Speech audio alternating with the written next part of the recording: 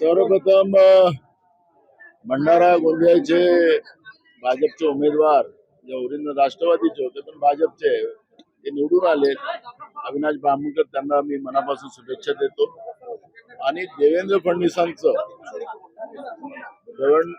फडणवीसांचं मी मनापासून आभार व्यक्त करतो की त्यांनी माझ्या मतदारसंघातल्या व्यक्तीला तिकीट देऊन माझ्या मतदारसंघातली विकासाच्या कामाला मदत करण्याचं काम देवेंद्र फडणवीसांनी केलं, त्याबद्दल मी देवेंद्र फडणवीसांचे मनापासून आभार व्यक्त करतो। राहिलं नागपूरमध्ये काँग्रेसची मतं फुटली असं तुम्ही म्हणता, भंडारा गोंदियामध्ये भाजपची मतं फुटली। 330 मतं भाजपजवळ होती, 119 मतं आमच्याजवळ होती, पाचवी बहुमत त्यांच्याजवळ होतं आणि आम्हाला आता 152 मतं मिळाली। मग भंडारा गोंदियामध्ये भाजपची मतं फुटली। त्याच्यामुळे नागपूरची कहाणी सांगून भंडारा गोंदियाचं पाप लपवण्याचं काम भाजप करत असेल तर हे दुर्भाग्य आहे। आणि मला असं वाटतं की दमदाटीच्या, पैशाच्या प्रलोभनात, पोलिसांच्या दबावाच्या खाली या पद्धतीचं मतदान यावेळेस करण्याचं काम झालं। भाजपची मोठ्या प्रमाणात मतं फुटणार होती पण दबावामुळे ते फुटले नाहीत, कारण की त्यांना ह्या सरकारचं जे शेतकरी विरोधी धोरण आहे, तरुणांच्या विरोधातलं धोरण आहे, महागाईच्या विरोधातलं धोरण आहे, ते या भाजपवाल्यांनाही आता मान्य नाही, भाजपच्या खालच्या कार्यकर्त्यांनाही मान्य नाही। अशी परिस्थिती आज महाराष्ट्रामध्ये आहे। नाशिकमध्ये गोकुळ गीते यांचा विजय झालेला दिसत आहे। गोकुळ गीते यांचा विजय झाला आहे, त्यामुळे कुठल्या कुठेतरी एकनाथ शिंदेने देखील शिवा दिलेला आहे का?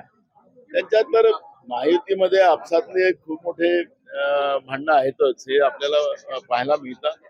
एखाद्या वेळेस ते तिघही एकत्रित येतात। परंतु नाना, एकीकडे महायुतीची सातत्याने मतं जी आहेत ते फुटतात आहेत, जशा पद्धतीने नागपूरमध्ये झाली, अकोल्यामध्ये म्हणजे तुम्ही भंडारा गोंदिया सांगता तशा पद्धतीने सातारा, सांगलीमध्ये पण भाजपची जवळपास 100 मतं फुटलेली आहे। मी तुम्हाला सांगितलं कारण भाजपचे खालचे लोक सुद्धा आता या सरकारच्या आणि केंद्र सरकारच्या ज्याच्यामुळे त्रासलेली आहेत आणि त्यांना असं वाटतं की आता महाविकास आघाडीचं सरकार महाराष्ट्रात आणि देशात यावं, अशी आता भाजपच्या खालच्या जिल्हा परिषद सदस्य, नगरपालिका, महानगरपालिकेच्या सदस्यांना वाटतंय का, असं चित्र निर्माण झालं। मुख्यमंत्री विरुद्ध उपमुख्यमंत्री आता सत्ता संघर्ष सुरू झाला बिलकुल आहे, लपलेलं कुठं आहे? विधानसभेतच भांडण झालेलं आहे त्यांचं।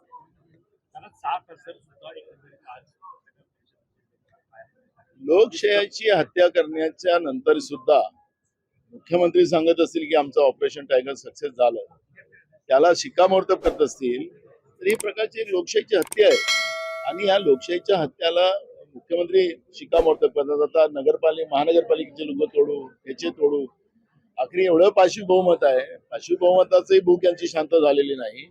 आणि जी कन्या विचाराने निवडून आलेली लोक असतील त्या विचाराचंही हत्या करण्याचं आता पाप हे लोक करतात आहेत। आणि म्हणून 2029 मध्ये यांच्याशी लोक यांना सत्तेच्या बाहेर काढल्याशिवाय राहणार.